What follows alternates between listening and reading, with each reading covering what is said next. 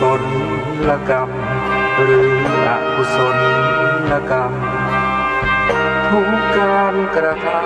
ำเป็นกรรมชั่วกรรมดีคนเราเกิดมาเป็นไปตามกรรมเช่นนี้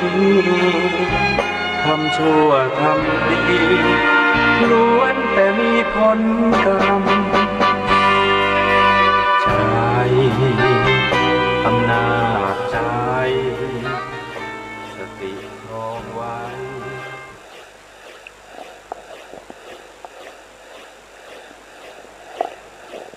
พุทธังสรณังกัจฉามิธัมมังสรณังกัจฉามิสังฆังสรณังกัจฉามิ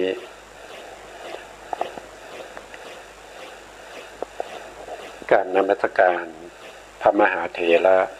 พระสังฆาธิการพระเถรานุเถระสวัสดีท่านผู้ฟังและผู้ชมทุกท่านที่ติดตามในรายการพระไตรปิฎกลอยฟ้าครั้งนี้เป็นครั้งที่20นะครับในเรื่องของโพธิปักขิยธรรม37ประการด้วยกันนะโพธิปักขิยธรรม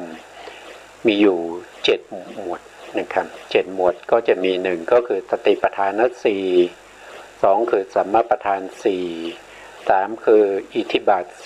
4 5คืออินทรีย์5 6คือพละ5 7คือโพชฌงค์7 6โพชฌงค์7นะครับแล้วก็7คือมรรคมีองค์8มีอยู่7หมวดด้วยกันนะครับก็ไม่ให้เสียเวลานะครับเราก็ไปต่อครั้งที่แล้วก็พูดถึงในเรื่องของอุปากิเลสนะครับหรือวิปัสสนูปากิเลสวิปัสสนูปากิเลสคือธรรมหรือสภาวะที่ทำให้วิปัสสนาเศร้าหมองนะมีอยู่ทั้งหมดอยู่10อย่างด้วยกันใน10อย่างนี้ในส่วนที่ดีก็มีนะครับในส่วนที่ไม่ดีก็มีนะครับส่วนที่ดีก็คือตั้งแต่โอภาสก็ถือว่าดีนะครับเป็นนิมิตเป็นนิมิตเป็นโอภาสเป็นแสงสว่างถือว่าดีถ้าเราไม่ติดนะถ้าเราไม่ติดก็ถือว่าดีนะครับเป็นผลของการที่เราเจริญวิปัสสนามานะเราก็จะได้รู้ชัดเจนว่าเราปฏิบัติมาถูกทางหรือไม่เมื่อมีโอภาสขึ้นมาเราก็รู้ว่าเราปฏิบัติไม่ผิดทางอย่างนี้เป็นต้นแต่ที่ไม่ดีก็เพราะว่ามีนิกันติซึ่งเป็นวิปัสสนูปกิเลสข้อที่10เป็นตัวที่จะไปติดไปชอบใจไปยินดีพอใจในแสงสว่างนั้นเมื่อยินดีพอใจในแสงสว่างหรือโอภาสนั้นแล้วการเจริญวิปัสสนาก็จะไม่ก้าวหน้านะครับก็จะติดอยู่ตรงที่เป็นโอภาสนั่นแหละนะไม่ไปไหนนะครับข้อที่2ก็คือญาณะก็คือญาณะก็คือปัญญานะครับก็คือตัวปัญญาอยู่ที่ไหนปัญญาก็คืออยู่ในมหากุศลอยู่ในมหากุศลที่กำลังเจริญในเรื่องของความเกิดขึ้นดับไปของรูปและนามอยู่เมื่อเจริญไปวิปัสสนามีกำลังมากขึ้นก็จะทำให้มีญาณะคือปัญญาเป็นวิปัสสนาที่สามารถที่จะเห็นรูปนามได้อย่างชัดเจนมากกว่าญาณที่ผ่านมาวิจัยธรรมหรือว่าพิจารณาข้อธรรมไหนก็จะทำให้ข้อธรรมนั้นปรากฏชัดเจนแก่ผู้ปฏิบัติไม่เคยเป็นอย่างนี้มาก่อนนะครับเมื่อก่อนเราพิจารณาธรรมนั้นก็ปรากฏแต่ไม่ชัดเจนเหมือนปัจจุบันนะด้วยการเป็นอย่างนี้จึงทำให้ผู้ปฏิบัติเนี่ยเข้าใจผิดว่าเรามีปัญญาเราถึงมรรคถึงผลแล้ว ก็มีนิกันติเข้าไปยึดวิปัสสนูปกิเลสที่เป็นญาณะว่าเป็นมรรคเป็นผลอันนี้ก็ไม่ไปไหนเหมือนกันนะครับก็ติดอยู่ตรงที่ญาณะตัวที่มาติดก็คือนิกันตินิกันติคือความยินดีพอใจยึดมั่นถือมั่นในวิปัสสนูปกิเลสทั้งหลายว่าเป็นหนทางถึงพระนิพพานแล้วแต่จริงๆมันไม่ใช่ทางนะครับไม่ใช่ทางที่ถูกต้องตัวญาณะเป็นตัวที่ดีนะครับเป็นตัวที่ดีเป็นปัญญาแต่ก็ไม่ควรที่จะต้องติดไม่ควรที่จะต้องยึดถือญาณะปัญญาว่าเป็นมรรคเป็นผลควรที่จะต้องพิจารณาหรือไต่ตองกำหนดรอบรู้ในความเกิดขึ้นแล้วก็ดับไปของรูปนามนั้นต่อไปนะครับต่อไปก็คือข้อที่3ก็คือปิติปิติก็เช่นเดียวกันปิติมีถึง5อย่างด้วยกันนะปิติคือความเอิบอิ่มใจที่เกิดขึ้นแก่ทั้งจิตแล้วก็ทั้งกายรู้สึกถึงความเอิบอิ่มรู้สึกถึงความเยือกเย็นซ่านไปในส่วนต่างๆของร่างกายแล้วก็เป็นสภาวะที่ไม่เคยพบมาก่อนนะเพราะปิตินี้เป็นปิติที่เกิดจากวิปัสสนาญาณที่4ที่เป็นตลุณะอุทยพยญาณก็คือวิปัสสนาญาณที่เห็นรูปและนามเกิดขึ้นดับไปที่ยังมีกำลังอ่อนอยู่ยังไม่สามารถที่จะข้ามไปจากตลุณะอุทยพยญาณได้เมื่อผู้ที่ปฏิบัติมีสภาวะของปิติที่มีกำลังประกอบด้วยวิปัสสนาญาณเห็นรูปนามเกิดขึ้นดับไปก็เข้าใจผิดว่าเราได้มรรคได้ผลแล้วก็ยินดีติดใจด้วยนิกันติสภาวะที่ติดอยู่ในปิตินั้นนะปิติก็จะมีอยู่5อย่างนะครับก็คือขุทกะปิติคณิกะปิติโอกันติกะปิติอันนี้เราได้อธิบายไปแล้วนะครับอูเพงคาปิติพลุนาปิตินะปิติก็ผ่านไปข้อที่4ก็ปัสสัทธิปัสสัทธิก็คือความสงบปัสสัทธินี้เกิดขึ้นด้วยวิปัสสนาญาณในญาณที่4นี้แหละนะผู้ที่มาถึงที่ญาณที่4เนี่ยจะมีวิปัสสนูปกิเลสเกิดขึ้นนะครับอาจจะไม่เกิดทั้งหมดนะครับอาจจะบางท่านอาจจะได้เฉพาะในส่วนที่เป็นโอภาสแล้วก็ติดอยู่ในโอภาสนะบางท่านก็ได้เฉพาะในส่วนที่เป็นญาณะบางท่านก็ได้ปิติบางท่านก็ได้ปัสสัทธิความสงบทั้งกายและใจอย่างไม่เคยปรากฏมาก่อนก็ติดอยู่ในวิปัสสนูปกิเลสที่เป็นความสงบนั้นเข้าใจว่าความสงบนั้นคือพระนิพพานนะครับก็ยึดถือเอาปัสสัทธินั้นว่าเป็นนิพพานเราถึงนิพพานแล้วนะอย่างนี้ก็ติดอยู่ตรงนี้ไม่สามารถที่จะข้ามพ้นจากวิปัสสนูปกิเลสไปได้ส่วนข้อที่5นะครับข้อที่5ก็คือสุขนะสุขนี้ก็ส่วนใหญ่ก็จะเกิดแก่บุคคลที่ปฏิบัติสมถะมาก่อนที่ได้ฌานมาก่อนแล้วก็ใช้ฌานเป็นบาตรไม่ว่าจะเป็นปฐมฌานทุติยฌานตติยฌานได้เฉพาะ3ฌานถ้าเป็นจตุทัชฌานหรือว่าปัญจมฌานเขาก็จะไม่เป็นสุขนะเขาก็จะไปเป็นประเภทที่เป็นอุเบกขาไปนะครับเพราะฉะนั้นสุขที่เกิดขึ้นเนี่ยก็เป็นสุขที่มันก็จะ มันมีกำลังพูดง่ายๆว่าวิปัสสนูปกิเลสนี่เขามีกำลังนะไม่ว่าจะเป็นข้อที่หนึ่งโอภาสก็เป็นแสงสว่างที่ไม่เคยปรากฏมันสว่างสวายนะครับ จะเป็นเป็นสุขก็ตามนะครับสุขก็สุขมากมายนะครับสุขล้นออกมาจากใจอย่างไม่เคยมีมาก่อนก็เข้าใจผิดว่าเป็นมรรคเป็นผลอย่างนี้มันทำให้การเจริญวิปัสสนาไม่ก้าวหน้าติดอยู่ในวิปัสสนูปกิเลสนะข้อที่6ก็คืออธิโมกข์อธิโมกข์ถ้าว่าโดยอภิธรรมนี่เขาบอกว่าเป็นสภาวธรรมที่ตัดสินอารมณ์ก็คือไม่ลังเลสงสัยนะครับตัดสินไปเลยว่าสิ่งนี้คือสิ่งนี้นะครับอันนี้คือจิตก็ต้องเป็นจิตไม่สงสัยเลยว่าจิตที่มีจิตที่ประกอบกับเวทนาอย่างเงี้ยจะเป็นเวทนาหรือว่าจะเป็นจิตในความรู้สึกสุขนี้มันเป็นจิตหรือว่าเป็นเวทนาอย่างเงี้ยไม่สงสัยนะครับจากเดิมที่เคยมีสงสัยมาก็ไม่สงสัยก็มีศรัทธาที่นี่ตัดสินไปแล้วก็น้อมไปสู่ในส่วนที่ตัดสินนั้นแต่ในที่นี้ท่านหมายถึงคำว่าศรัทธานะครับอธิโมกข์หมายถึงศรัทธาศรัทธาก็คล้ายๆกับการน้อมไปในสิ่งที่ตัวเองตัดสินแล้วแต่คำว่าศรัทธานี้คือ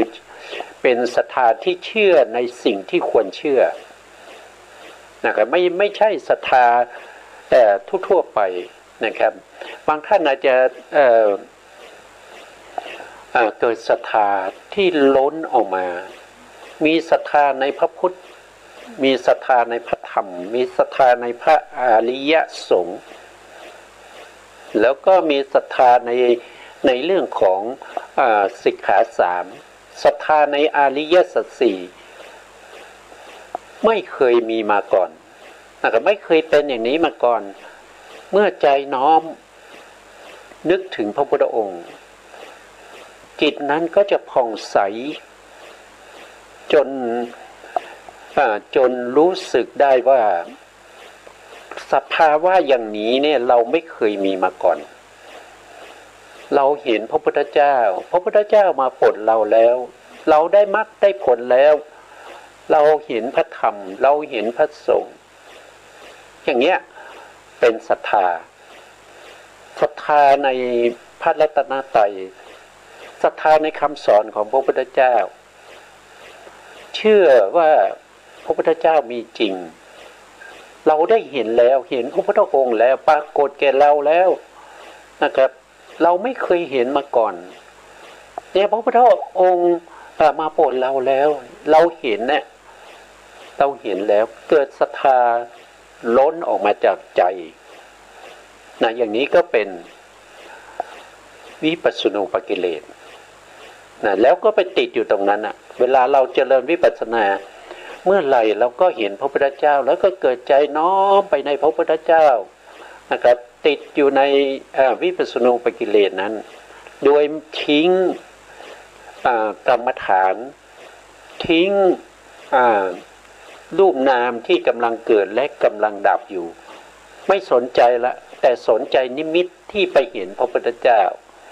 น้อมใจไปในพระพุทธเจ้าอย่างมากมายแล้วก็ยึดถือว่าลักษณะอย่างนี้เป็นพระนิพพานลักษณะอย่างนี้เป็นทางที่เราถึงแล้วซึ่งมรรคซึ่งผลแต่จริงๆไม่ใช่นะอันนี้คือวิปัสสนูปกิเลสนะทำให้เรามีนิมิตเห็นพระพุทธพระธรรมพระสงฆ์แล้วเกิดศรัทธาที่ไม่เคยมีมาก่อนล้นออกมาจากใจเป็นศรัทธาที่เกิดขึ้นเนื่องจากกำลังของสมาธิแล้วก็วิปัสสนาที่เราเจริญมาเราปฏิบัติมาตั้งแต่ญาณที่หนึ่งตั้งแต่เรากำหนดรอบรู้รูปนามด้วยความเป็นลักขณะที่จตุกะกำหนดรอบรู้เขาเรียกว่าเป็นกิจของรูปนามเรียกว่ากิจจะลดนะครับหรือว่ากำหนดรอบรู้ในเรื่องของสัมปติลด ก็คือคุณสมบัติของรูปนามนั้นเมื่อข้ามตรงที่เป็นลักษณะของรูปนามที่เป็นเครื่องหมายให้เรารู้ได้ว่าอันนี้คือรูปอันนี้คือนามเมื่อปรากฏอย่างนี้ชัดเจนก็มากำหนดรอบรู้ถึงเหตุและปัจจัยของรูปนามรู้ว่าอันนี้คือปัจจุปฐานของรูปของนามซึ่งเป็นอาการปรากฏให้เรารู้ได้ว่าอาการลักษณะที่ปรากฏเนี่ยเป็นรูปหรือเป็นนามทำไมเป็นอย่างนี้ก็เพราะว่ามันมีเหตุใกล้คือปัจจุปฐานซึ่งเป็นเหตุใกล้ให้เกิดรูปเกิดนามปรากฏชัดเจนนั่นก็แสดงว่าเราได้ปัจจยปริฆหายานแล้วก็เจริญต่อมาก็จะได้สัมมาสนญาณเห็นรูปนามเกิดขึ้นตั้งอยู่ดับไปกำลังมากขึ้นจนในที่สุดนี้ไม่เห็นการตั้งอยู่ของรูปนามเห็นเฉพาะในสภาวะที่รูปนามเกิดขึ้นดับไปแล้วก็เข้าสู่ปรุณะอุทยพยญาณเกิดวิปัสสนูปกิเลสขึ้นมาตรงนี้เราไม่เข้าใจเราก็ทิ้งอารมณ์กรรมฐานมายึดเอาวิปัสสนูปกิเลสว่าเป็นมรรคเป็นผลสำเร็จแล้วเราเป็นโสดาบันแล้วเราเป็นสกทาคามีแล้วเราได้อนาคามีแล้วเราได้เป็นพระอรหันต์แล้วนะครับด้วยสภาวะธรรมเหล่านี้ที่เราเข้าใจผิดนะครับอันนี้ไม่ใช่ทางนะครับทางที่ถูกต้องนั่นก็คือเราจะต้องเจริญอุทยพยญาณที่เห็นรูปนามนั้นต่อไปให้มีกำลังมากขึ้นให้เขาข้ามพ้นจากตรุณะอุทยพยญาณเข้าสู่ภาลวะอุทยพยญาณต่อไปอันนั้นคือหนทางเราได้แค่ญาณที่จะว่าญาณที่สี่ก็ไม่ใช่พูดง่ายๆก็คือสามญาณครึ่งก็คือได้ญาณที่หนึ่งนามรูปปริเฉทญาณด้วยบริบูรณ์แล้วถึงจะเห็นว่ารูปนามมีเหตุมีปัจจัยเมื่อเห็นอย่างนั้นก็แสดงว่าเราได้ปัจจยปริฆหายานแล้วเห็นรูปนามเกิดขึ้นตั้งอยู่ดับไปเราก็ได้สัมมาสนญาณแล้วก็มาเห็นว่ารูปนามมีแต่เกิดขึ้นดับไปเกิดขึ้นดับไปแล้วก็ไปเห็นนิมิตต่างๆไปเห็นสภาวะธรรมต่างๆมีญาณะมีปิติมีสุขมีอาทิโมกข์อย่างเงี้ยมันแล้วก็ไปยึดเอาสิ่งเหล่านี้เป็นมรรคเป็นผลนั่นแสดงว่าหลงทางนะครับเป็นไปตามนิกันติในวิปัสสนูปกิเลสต้องการให้ผู้ที่ปฏิบัติเนี้ยให้ไปเป็นอย่างนี้ให้ติดอยู่ตรงนี้เป็นไปด้วยอำนาจของตัณหาที่เข้าไปติดโดยไม่มีวิชามีแต่อวิชชาคือโมหะเป็นตัวที่ฉับทาเป็นตัวที่ตัวสนับสนุนให้ตัณหานั้นมีกำลังมากขึ้นไม่สามารถที่จะข้ามพ้นไปจากวิปัสสนูปกิเลสได้ถ้าใครติดอยู่ตรงนี้ต้องใช้เวลานานนะครับกว่าจะแก้ปัญหานี้ได้นะบางท่านอาจจะใช้เวลาถึง 6-70 ปีกว่าจะข้ามพ้นจากสภาวะธรรมเหล่านี้ไปได้ตามที่พระสูตรที่พูดถึงพระเถระสองรูปนะครับก็คือพระมหานาคเถระผู้เป็นอาจารย์ติดอยู่ในวิปัสสนูปกิเลสถึง60 ปีลูกศิษย์ที่ชื่อว่าธรรมทินนะเถระนะครับเป็นผู้ที่ได้เป็นพระอรหันต์แล้วลูกศิษย์ได้เป็นพระอรหันต์แล้วก็มาช่วยพระอาจารย์จริงๆแล้วก็พระธรรมทินนะเนี่ยเป็นลูกศิษย์นะครับแต่ได้เป็นพระอรหันต์ก่อนโดยไม่ติดอยู่ในวิปัสสนูปกิเลสจึงกลับมาช่วยอาจารย์ นะครับให้อาจารย์เข้าสมาธิแล้วก็นิมิตช้างขึ้นมาเมื่อเห็นช้างแล้วให้เอาช้างให้ช้างเนี่ยกางหูนะครับเหยียดหางแล้วก็งวงเข้าไปในปากแล้วก็เปล่งเสียงแล้วก็ให้เดินตรงมาหาพระอาจารย์ก็ตกใจเห็นช้างตกมันก็นึกว่าเป็นช้างจริงก็ลุกขึ้นจะออกไปจะหนีไปลูกศิษย์ก็จับชายจีวรไว้นะครับเขาถามอาจารย์ว่าอาจารย์พระขีณาสพเนี่ยท่านมีความกลัวด้วยหรืออาจารย์ก็นึกได้นะครับก็ตกตะลึงว่าโอ้พระอรหันต์จะกลัวได้ยังไงแสดงว่าเราไม่ได้อะไรเลยนะครับอันนี้ก็เป็นเรื่องที่ท่านไ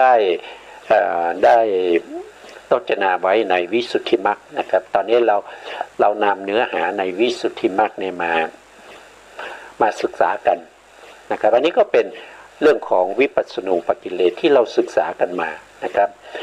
ต่อไปก็มาต่อตรงวิปัสสนูปกิเลสข้อที่7ก็คือปัคคหะนะปัคคหะคำว่าปัคคหะหมายถึงวิริยะก็คือความเพียรที่สัมปยุตด้วยมหากุศลที่กำลังเห็นรูปนามมีการเกิดขึ้นแล้วก็ดับไปนะเป็นความเพียรระดับที่เป็นปาลักกมธาตุซึ่งเป็นความบักบั่นอย่างมั่นคงในการกำหนดธรรมที่เป็นวิปัสสนากรรมฐานอยู่แต่แต่ตัวที่เป็นความเพียรเนี่ยมีกำลังมากจนไปเบียดรูปนามที่กำลังดับเกิดขึ้นแล้วก็ดับไปอยู่ผู้ที่ปฏิบัติมาถึงตรงนี้เมื่อรู้สึกอย่างนี้ก็เปลี่ยนจากการที่ใจไปพิจารณารูปนามที่กำลังเกิดขึ้นแล้วก็ดับไปหันมาพิจารณาวิริยะที่มีกำลังนะครับมีกำลังเข้าถึงปาลักกมธาตุมีความบากบั่นมั่งคงอุตสาหะในอะไรในสภาวธรรมอยู่แต่เราไม่ได้กำหนดสภาวธรรมแล้วเปลี่ยนใจมากำหนดรู้วิริยะแล้วก็เห็นวิริยะนี่มีกำลังมากมีความเพียรอย่างมากมายยังไม่เคยปรากฏมาก่อนก็ยึดเอาว่าวิริยะนี่คือมรรคเป็นผลแล้วก็เข้าใจผิดพอเข้าใจผิดก็มีนิกันติเข้ามาติดพอติดปุ๊บ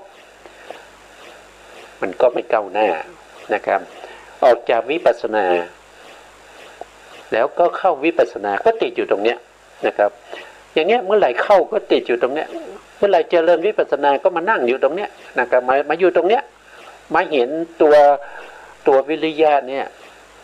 นะครับเห็นวิริยะเห็นความเพียรเนี่ยเป็นมรรคเป็นผลแล้วนึกว่านี่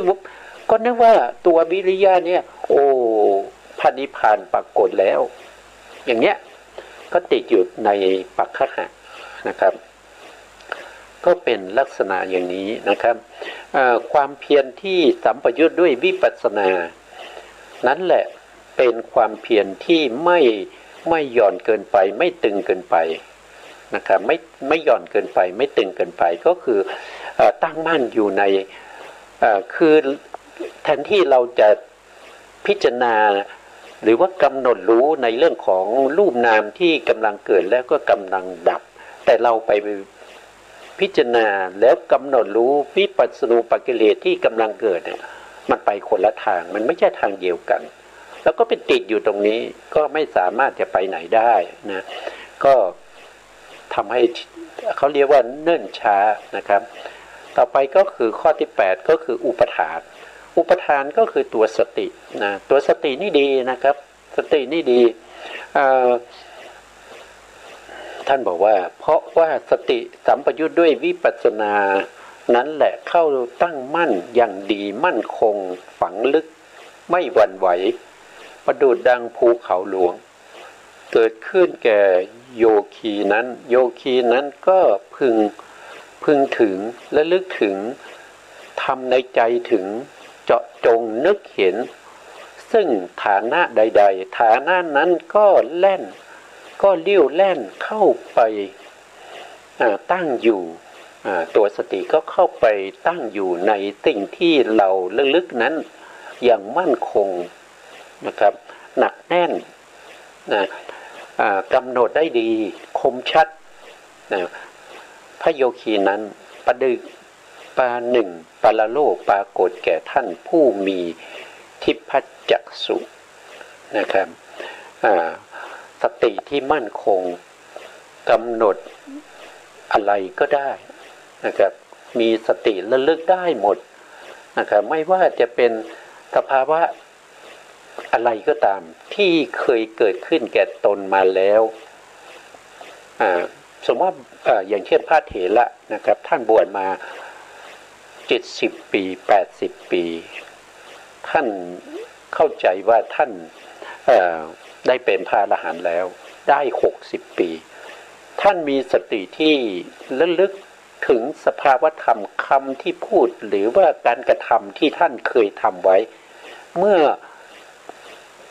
70 ปีที่แล้วได้อย่างถูกต้องโดยที่ท่านไม่เคยทบทวนเลยว่าสภาวธรรมที่ก่อนที่ท่านจะได้เป็นพระอรหันต์ตามที่ท่านคิดนะว่าท่านได้เป็นพระอรหันต์ก่อนที่ท่านได้เป็นพระอรหันต์เนี่ยท่านทำอะไรมาอย่างไรท่านก็ระลึกได้หมดสภาวธรรมเหล่านั้นปรากฏแก่ท่านอย่างชัดเจนด้วยตัวสติที่เข้าไประลึกด้วยเหตุอย่างนี้นะทำให้ผู้ที่ปฏิบัติมาจนถึงตโลนาอุทยพยญาณมีอุปทานเกิดขึ้นทำให้ท่านเนี่ยเข้าใจผิดว่าอุปทานนี้แหละคือมรรคคือผลเป็นนิพพานของท่านอย่างเนี้ยแล้วก็ยินดีพอใจในอุปทานนั้นว่าเป็นของดีเป็นสิ่งที่เรา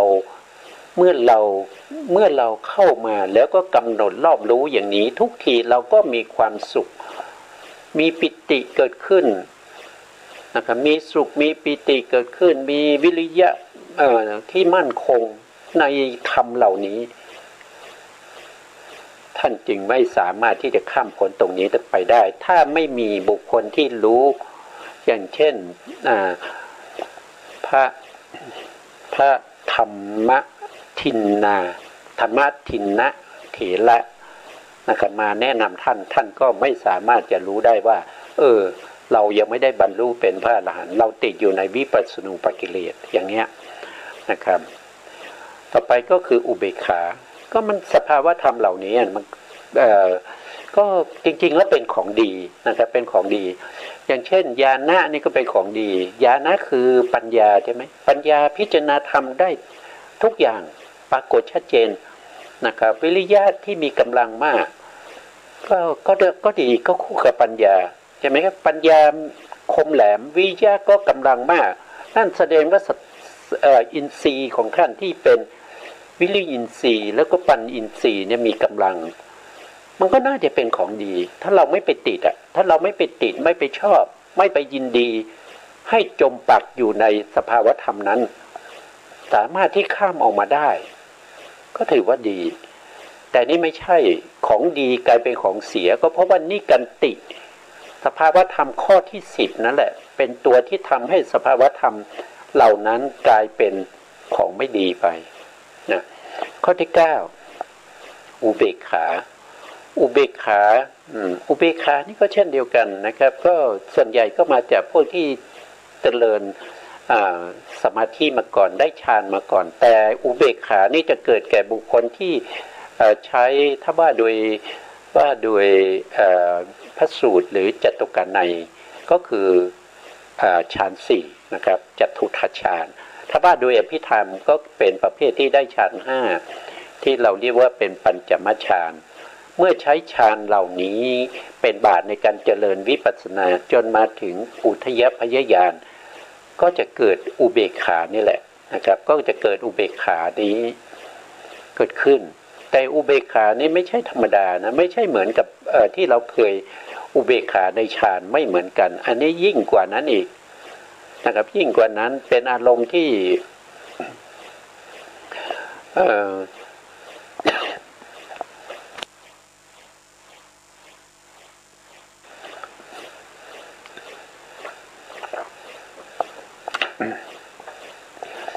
มันคือพูดง่ายๆว่าไม่เคยเจอมาก่อนอ่ะอุเบกขาแบบนี้ไม่เคยเจอมาก่อนก็เลยเข้าใจผิดนะก็เลยมีตัวที่มายึดติดในอุเบกขานะเราก็มาดูรายละเอียดนะครับคำว่าอุเบกขาหมายถึงวิปัสสนูปกิเลสและวัชนุเปกขาวัชนุเปกขานี้ก็คืออะไรนะครับท่านก็บอกว่าก็คือสภาวะธรรมที่รู้สึกเฉยๆแล้วก็ยินดีไม่ยินดีไม่ยินได้ไม่ยินดีไม่ยินร้ายในสังขารธรรมทั้งหลายเมื่อน้อมนึกไปถึงการปฏิบัติวิปัสสนาจิตก็จะมีความแก้วกล้าแหลมคมมีความน้อมไปนะครับในใจว่าเราจะต้องบรรลุเราจะบรรลุแล้วเราได้นิพพานแล้วเราได้มรรคได้ผลแล้วนี่คือวัชนูเปกขาส่วนวิปัสสนาตรงนี้เนี่ยก็คือได้แก่จริงๆแล้วก็คือพระไตรลักษณ์นั่นเองนะครับเพราะว่าเรามาถึงยานที่สี่แล้วตั้งแต่ยานที่สามเนี่ยเรามีอารมณ์ที่เป็นพระไตรลักษณ์แล้วนะครับเรามีอารมณ์ที่เป็นอนิจจังทุกขังอนัตตาแล้วอันนี้ก็คือได้แก่ก็คือได้แก่การเกิดขึ้นของอุเบกขาที่เกิดจากการเจริญอนิจจังทุกขังอนัตตาก็คือหมายถึงว่าเราเจริญมาตั้งแต่ญาณที่สามสัมมาสนญาณเนี่ยเราก็เห็นเราก็รับอารมณ์ที่เป็นเขาเรียกว่าเป็นสามัญลักษณะไม่ใช่วิเศษลักษณะแล้ววิเศษลักษณะนี้จะอยู่ในนามรูปปริเฉทญาณหรือว่าอยู่ในปัจจยปฏิฆะญาณเหล่านี้เป็นวิเศษลักษณะเป็นวิเศษลักษณะเป็นว่าโดยตรงๆก็คือลักขณาที่จตุกะลักขณาที่จตุกะลักขณาที่จตุกะข้อที่หนึ่งและข้อที่สองนี้จะเป็นนามรูปปริเฉทญาณแต่ถ้าเป็นข้อที่สามคือปัจจุปฐานข้อที่สี่คือปัฏฐานเนี่ยก็จะเป็นในส่วนที่เป็นเขาเรียกในส่วนที่เป็นปัจจยปริฆะญาณแต่พอเราขึ้นญาณที่สามเนี่ยสภาวะธรรมที่เป็นลักขณาที่จตุกะนี้ก็จะอย่างไรเปลี่ยนไปนะเปลี่ยนไปกลายเป็นสภาวะธรรมที่เป็นสามัญลักษณะสามัญลักษณะก็คือเห็นความเกิดขึ้นตั้งอยู่ดับไปนั่นก็คือได้แก่อนิจจังทุกขังอนัตตานั่นเองอนิจจังทุกขังอนัตตาได้ชื่อว่าสามัญลักษณะก็เพราะว่าสภาวะธรรมทั้งหลายนะครับที่เป็นปรมัตถ์ยกเว้นเฉพาะพระนิพพานจะต้องมีความเป็นอนิจจังทุกขังอนัตตาเหมือนกันหมดนะครับไม่ว่าจะเป็นจิตก็จะต้องเป็นอนิจจังทุกขังอนัตตาไม่ว่าจะเป็นโลภะโทสะโมหะปัญญาสตินะครับหรือว่าจะเป็นรูปทั้งหมดที่มีปรมัตถ์ที่เป็นปรมัตถ์จะต้องมีสภาวะธรรมที่เป็นสามัญลักษณะเหมือนกันไม่แตกต่างกันเลยทุกอย่างเหมือนกันเลยต้องเป็นอนิจจังทุกขังอนัตตาซึ่งแตกต่างกันกับนามรูปปริเฉทญาณแล้วก็ปัจจยปริฆะญาณซึ่งจะมีลักษณะของสภาวธรรมที่ไม่เหมือนกันสภาวธรรมทั้งหมดที่เราเรียกว่าเป็นปรมัตถ์หรือเรียกว่าวัตถุธรรมเนี่ยมันมีอยู่ทั้งหมด72ประการด้วยกันใน72ประการนี้ก็จะแตกต่างกันไปแตกต่างกันไปอย่างเช่นจิตเนี่ยก็จะไม่เหมือนกับเวทนาใช่ไหมสภาวะธรรมวิเศษลักษณะของจิตก็คือน้อมไปสู่อารมณ์ลักษณะของเขาเขาน้อมไปสู่อารมณ์เขาเกิดขึ้นเขาต้องรู้อารมณ์เขาต้องน้อมไปสู่อารมณ์ เวทนาเกิดร่วมกับจิตก็จริงแต่เวทนานี้เป็นสภาวะธรรมที่สวยอารมณ์เป็นเขาเรียกว่าเป็นสภาวะเป็นลักษณะของเวทนาที่ต้องสวยอารมณ์ก็มันจะแตกต่างกันอย่างเช่นสัญญามีหน้าที่ในการอะไรมีลักษณะในการจำอารมณ์นะลักษณะในการจำอารมณ์ภาษามีลักษณะในการกระทบอารมณ์มันไม่เหมือนกันเลยนี่เรียกว่าเป็นวิเศษลักษณะวิเศษลักษณะหรือลักษณะที่จตุกะเนี่ยจะใช้เป็นบาทเป็นเบื้องต้นในการเจริญรูปนามให้ได้มาซึ่งนามรูปปริเฉทญาณโดยลักษณะแล้วก็กิจคือกิจลดสัมปติลดอันนี้จะทำการเจริญกำหนดรอบรู้สิ่งเหล่านี้ของรูปและนามคือเราว่าโดยย่อๆก็คือรูปและนามแต่ถ้าเราจะพูดโดยวัตถุก็คือวัตถุ72ประการใช่ไหมถ้าเราพูดถึงจิตก็มีอยู่121ถ้าพูดถึงเจตสิกก็52พูดถึงรูปในการเจริญวิปัสสนาก็จะมีอยู่18ก็คือนิพพานรูปส่วนนิพพานรูปนั้นเขาไม่ได้นำมาเจริญวิปัสสนาเพราะเป็นอารมณ์ที่อาศัยนิพพานรูปมีอารมณ์ที่เขาเรียกว่าไม่ใช่ของตัวเองอ่ะมีสภาวะธรรมที่ไม่ใช่ของตัวเองจะต้องอาศัยนิพพานรูปจะต้องอาศัยนิพพานรูปเกิดขึ้นนะครับเพราะฉะนั้นการที่เราจะได้นามรูปปริเฉทญาณเราต้องเจริญลักษณะที่จตุกำหนดรอบรู้ลักษณะที่จตุกะของสภาวะธรรมทั้ง71ยกเว้นเฉพาะพระนิพพานพระนิพพานต้องยกเว้นเพราะว่าพระนิพพานไม่ใช่สภาวะธรรมท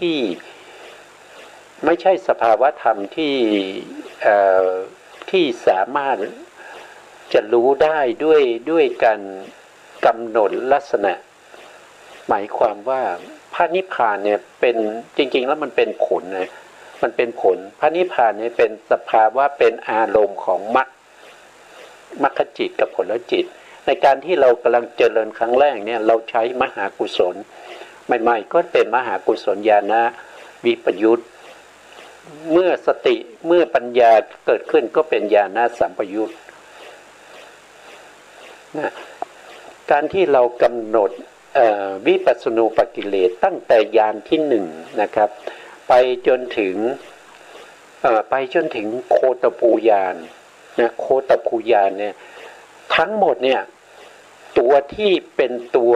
ว่าโดยสัมปยุตธรรมที่ไปกำหนดรอบรู้พิจารณาธรรมทั้งหลายเหล่านั้นคือมหากุศลญาณสัมปยุตนะครับไม่ใช่มรรคไม่ใช่ผลนะมรรคผลจะเกิดขึ้นต่อเมื่อเราได้โคตภูญาณข้ามโคตจากความเป็นปุถุชนเข้าไปสู่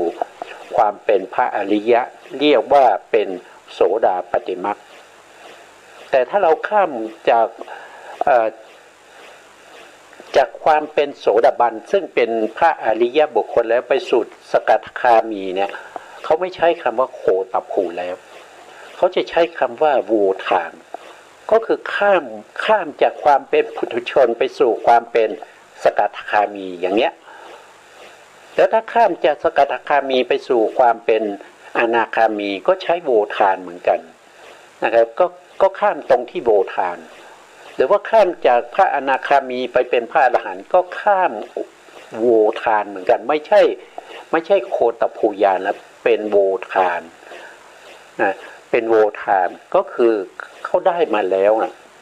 ทำให้เจริญขึ้นเท่านั้นเองนะครับก็ไม่มีก็ใช้คำจริงๆแล้วก็เป็นสภาวธรรมที่มีมหากุศลญาณสัมปยุตนั่นแหละที่ทำหน้าที่โคตภูไม่ว่าจะเป็นโคตภูเป็นโวทานของใครโวทานของโสดาบันโวทานของสกทาคามีหรือของอนาคามีก็เป็นมหากุศลญาณสัมปยุตนั้นเป็นตัวที่เป็นจริงๆแล้วก็เป็นตัวทำงานนะครับเป็นตัวทำงานนะเป็นตัวทำงาน แต่ตัวที่เขารู้นั่นก็คือได้แก่อนิจจังทุกขังอนัตตาไม่ใช่ว่ารู้พร้อมกันทั้งสามนะไม่ใช่รู้พร้อมกันทั้งอนิจจังทุกขังอนัตตาขึ้นอยู่กับแต่ละบุคคลนะครับว่าแต่ละบุคคลเนี่ยมีอัธยาศัยมาทางไหนบางท่านก็มาทางอนิจจังก็จะมีอนิจจังเนี่ยปรากฏชัดเจนกว่าปรากฏชัดเจนกว่าทุกใช่ไหมปรากฏชัดเจนกับทุกขานะครับ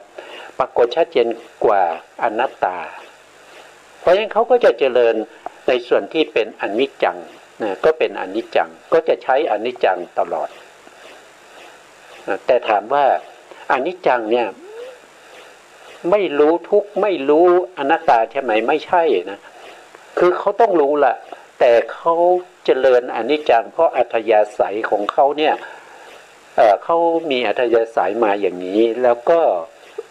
อนิจจังก็ปรากฏชัดเจนเขาก็สามารถที่จะกำหนดอนิจจังได้โดยสะดวกก็สามารถจะได้ถึงพระอรหันต์บางท่านอาจจะใช้ในเรื่องของทุกขา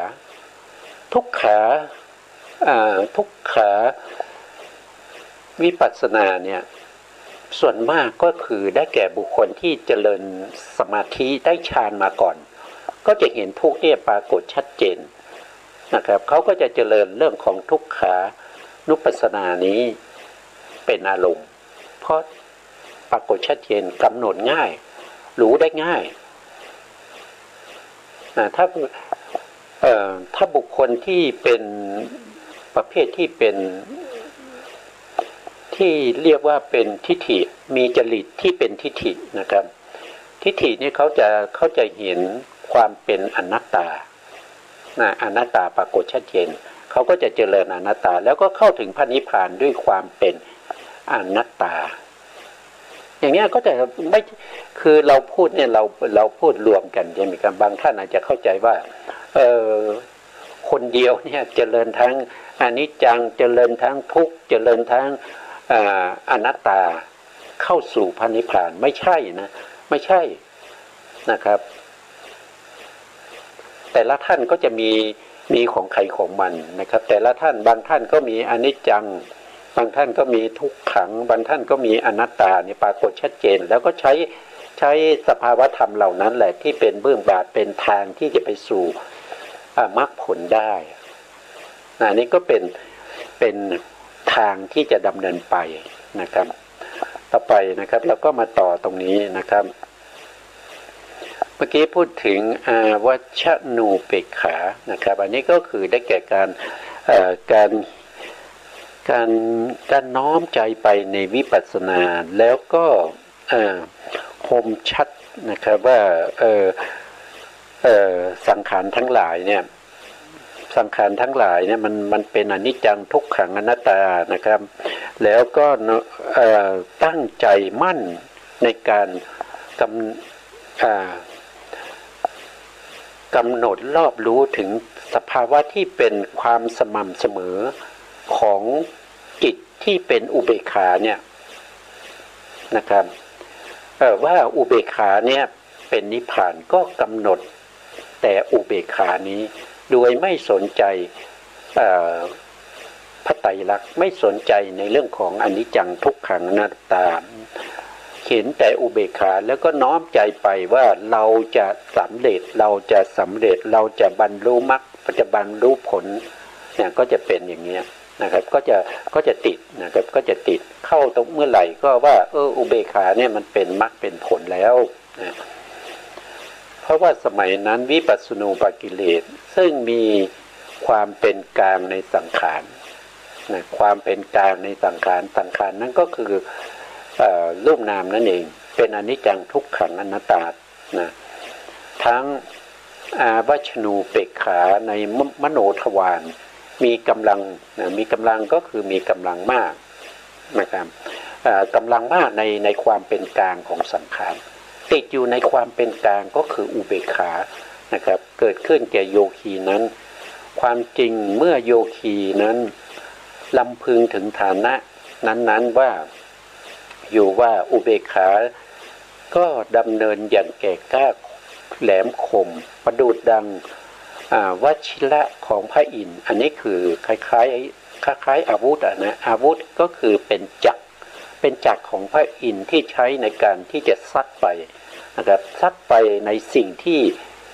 คล้ายๆว่าถ้าไปหาศัตรูเนี่ยซัดไปโดนภูเขาหรือว่าไปโดนอะไรเนี่ยภูเขานั้นหรือว่าสิ่งที่ถูกวชิระพุทธเนี่ยของพระอินทร์เนี่ยกระทบเนี่ยสิ่งนั้นจะกระจัดกระจายนะครับกระจัดกระจายไปซ่านไปประดุจดังลูกศรที่เผาให้ร้อนแล้วก็ยิงไปที่ไหนก็ยิงไปในเชื้อเพลิงทลายเช่นยิงไปในกองใบไม้นั่นก็จะลุกเป็นไฟอย่างเงี้ยยิงไปในเรือยิงไปในบ้านเนี่ยที่เราเห็นในภาพยนตร์บ่อยๆเนี่ยเขาก็ยิงไปในบ้านก็จะไฟไหม้อย่างเงี้ยเรือก็จะไหม้มันก็จะเป็นลักษณะนี้แล้วก็ติดอยู่ในลักษณะนี้เป็นเท่าที่เขาพอใจนะครับถ้าเขาไม่พอใจเมื่อไหร่เขาก็จะรู้ว่าเขาปฏิบัติผิดทางนะครับข้อที่10ก็คือนิกันติเนี่ยเป็นตัวที่สำคัญมากนะครับเป็นตัวที่เข้าไปติดอะไรติดตั้งแต่ข้อที่1โอภาสจนมาถึงข้อที่9นะครับอุเบกขาเนี่ยก็ด้วยนิกันติตัวนี้แหละถ้าไม่มีนิกันติตัวนี้ทุกคนก็จะไม่ติดอยู่ในวิปัสสนูปกิเลสนะครับจะข้ามพ้นจากวิปัสสนูปกิเลสไปได้โดยสะดวกไม่ยุ่งยากนะครับรู้ทางว่าทางนี้เป็นทางไปสู่มรรคไปสู่ผลไม่ใช่รู้สภาวะธรรมที่เป็นวิปัสสนูปกิเลสว่าเป็นทางนะครับซึ่งเป็นทางที่ผิดไม่ใช่ทางที่ถูกครับเรามาดูเรื่องของนิกันตินะคำว่านิกันติหมายถึงวิปัสสนูปกิเลสนิกันติความใคร่ในวิปัสสนาเพราะว่านิกันติมีอาการสงบสุขุมเกิดขึ้นแก่โยคีนั้นทำความอาลัยอยู่ในวิปัสสนานะครับวิปัสสนาความอาลัยก็คืออะไรก็คือความยินดีพอใจนะครับไม่อยากจะจากไปอยากจะอยู่อย่างนั้นนานๆอะไรอาวรณ์อยู่ในสภาพว่าธรรมเหล่านั้นนะครับมันประดับด้วยอุปกิเลสมีโอภาสเป็นต้นด้วยประการดังนี้ซึ่งเป็นความใคร่ที่ใครๆไม่สามารถ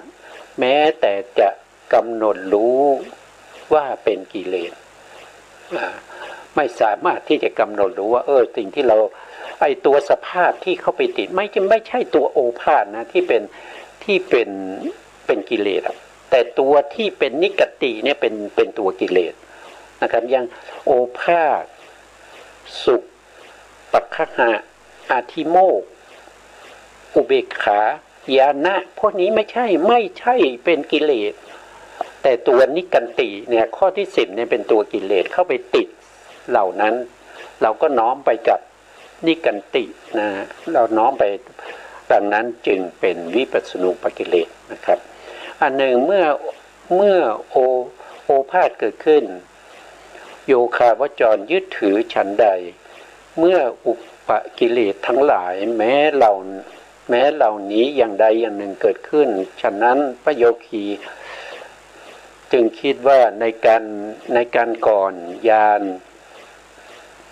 าณะเห็นปานนี้ไม่เคยเกิดขึ้นแก่ข้าพเจ้ามาก่อนเลยปีติก็เช่นเดียวกันไม่เคยเกิดมาก่อนเลยปัสสธิสุขอธิโมกข์ปัคขะอุปทานอุเบกขาไม่เคยเกิดแก่ข้าพระองค์เลยนะครับแต่แล้วก็นิกันตินะครับก็ไปติดนะครับเห็นปันนั้นนะครับท่านบอกเห็นปันนั้นไม่เคยเกิดขึ้นแก่ข้าพเจ้ามาก่อนเลยข้าพเจ้าเป็นผู้บรรลุมรรคแล้วข้าพเจ้าเป็นผู้บรรลุผลแล้วก็ยึดถือทางที่ไม่ใช่มรรคไม่ใช่ผลยึดถือในสิ่งที่ไม่ใช่ผลว่าเป็นผลนะครับเมื่อโยคาวจรนั้นยึดถือสิ่งที่ไม่ใช่มรรค ว่าเป็นมรรคสิ่งที่ไม่ใช่ผลว่าเป็นผลวิปัสสนาวิถีก็จะก้าวออกจากทางไปก็คือออกไปจากวิปัสสนากรรมฐานนะไปสู่ทางที่เป็นนิกันตินะครับวิปัสสนูปกิเลสต่อไปนะพระโยคาวจรนั้นก็จะละทิ้งกรรมฐานเดิมของตนเสียแล้วก็นั่งชื่นชมยินดีพอใจอยู่ในนิกันติฉะนั้นนี่นะครับอันนี้ก็เป็นลักษณะของนิกันตินะครับคือตัวกิเลสนะตัวกิเลสมีอยู่ตัวเดียวคือนิกันติข้อที่10นะครับให้เข้าใจอย่างนั้นแต่นิกันตินี่ไม่ละเว้นเลยตั้งแต่ข้อที่1จนถึงข้อที่9ติดหมดนะครับท่านได้ข้อไหนเขาก็จะติดข้อนั้นแหละตัวกิเลสตัวนั้นไม่ใช่กิเลสของใครนะมันเป็นกิเลสของผู้ที่กำลังปฏิบัติผู้ที่กำลังได้ตัลุณะอุทยพยญาณนะครับอย่างเราถ้าเราไม่ได้เนี่ยเราก็ไม่มีโอกาสที่จะพบกับวิปัสสนูปกิเลสนะครับไม่ใช่เป็นวิปัสสนูปกิเลสของเราเพราะเรายังไม่ถึงญาณที่เป็นอุทยพยญาณนะครับไม่ใช่ของเรานะถ้าเราถึงตรงนั้นแล้วเนี่ยเราเห็นรูปนามมีแต่เกิดขึ้นแล้วก็ดับไปเกิดขึ้นแล้วก็ดับไปอย่างเนี้ยแล้วก็มีสิ่งเหล่านี้เกิดขึ้นนั่นแสดงว่าเป็นวิปัสสนูปกิเลสจำแนกวิปัสสนูปกิเลสนะครับวิปัสสนูปกิเลส10โดยคาหะ3นะคาหะ3เป็น30นะครับท่านจำแนกยังไงเราก็มาดูนะครับแล้วก็มาดูว่าท่านจำแนกยังไงนะครับนะอันหนึ่งในอุปกิเลส10นี้ทำทั้งหลายมีโอภาสเป็นต้นท่านเรียกว่าอุปกิเลสเพราะเป็นวัตถุที่ตั้งเป็นวัตถุที่ตั้งของอุปกิเลสมิใช่เฉพาะอกุศลนะครับเขาบอกว่าวิปัสสนูปกิเลสเนี่ยเป็นที่ตั้งของกิเลสนะครับไม่ใช่อกุศลส่วนนิกันติเป็นทั้งอุปกิเลสแล้วก็เป็นวัตถุของอุปกิเลสด้วยแล้วอุปกิเลสเหล่านี้มี10นะครับก็มี10ก็คือตั้งแต่โอภาสมาเป็นต้นนะครับโดยทางวัตถุดังกล่าวนี้แต่โดยทางคะหะคือความยึดถือมี30ถ้วน30ถ้วนก็คือได้แก่อะไรล่ะนะครับทางคาหะเป็นอย่างไรเพราะว่าพระโยคียึดถือว่าโอภาสเกิดขึ้นแก่เราแล้วดังนี้เป็นทิฏฐิคาหะยึดถือทิฏฐิหนึ่งยึดถืออยู่ว่าโอภาสน่าพึงพอใจจริงหนอเกิดขึ้นแล้วดังนั้นเป็นมานะยึดถือด้วยมานะหนึ่งนะครับก็คือ1ก็คือยึดถือด้วยทิฏฐินะครับยึดถือด้วยทิฏฐิ2ก็คือยึดถือด้วยมานะทิฏฐิก็คือยึดถือด้วยทิฏฐิเนี่ยก็ง่ายๆก็คือเห็นโอภาสแล้วก็ว่าโอภาสนั้นเป็นอัตตาของเรานะครับโอภาสเป็นอัตตาของเราแล้วก็เราเป็นโอภาสอย่างเนี้ยเข้าใจอย่างเนี้ยก็ถือว่าเป็นทิฏฐินะครับแต่ถ้าเป็นมานะเนี่ยมานะก็จะเห็นโอภาสก็ว่าโอภาสนั้นเป็นของเรานะครับเป็นของเราก็คือหมายถึงว่าโอภาสกับเราเนี่ยเป็นคนละอย่างแต่ถ้าเป็นทิฏฐิเนี่ยก็คือเขายึดถือว่าเป็นอันเดียวกันเลยนะครับเราเป็นโอภาสเป็นเรานะครับแล้วก็ชื่นชมยินดีโอภาสด้วยตัณหาตัณหาก็คือตัณหานี่ก็คืออธิบายยังไงก็คือตัณหาก็คือเป็นสิ่งที่เป็นของเรานะครับเป็นของเรากับมานะเดี๋ยวนะครับเป็นของเรานี่มัน เปรียบเทียบไปน่าจะเป็นมันนะครับเดี๋ยวผมดูหลักฐานนิดหนึ่งนะครับว่าจริงๆแล้วเนี่ยก็จะมีลักษณะอย่างนี้นะเดี๋ยวนะครับก็เราก็ดูจากไหนก็คือดูจากพระสูตรที่ชื่อว่าอนัตตลักขณาสูตรนะอนัตตลักขณาสูตรท่านก็ได้แสดงไว้นะครับคำว่าทิฏฐินั่นก็คือได้แก่นั่นเป็นตัวตนของเรานะครับตัวทิฏฐิเนี่ยนั่นเป็นตัวตนของเราก็คือหมายถึงว่าโอภาสนี่เป็นตัวตนของเรานะแล้วก็มานะนะครับมานะก็คือว่าเราเป็นนั่นก็คือโอภาสเราเป็นโอภาสนะครับถ้าเป็นตัณหานะครับถ้าเป็นตัณหาก็นั่นเป็นของเรานะตัณหาก็คือนั่นเป็นของเรานะครับทั้งสามนี้นะทั้งสามนี้เมื่อเอาไปคูณกับอุปกิเลสมีอยู่10ใช่ไหมครับแล้วก็คูณกับทิฏฐิคือเอาทิฏฐิกับมานะนี่ทิฏฐิมานะแล้วก็ตัณหานี่รวมกันแล้วก็ไปคูณกับอุปกิเลส10ก็จะได้เป็น30นะครับก็จะได้เป็น30อันนี้ก็ได้30ตามที่ท่านได้ท่านได้กล่าวไว้นะครับตรงนี้ก็มีคาถานะครับแต่ดูเวลาแล้ว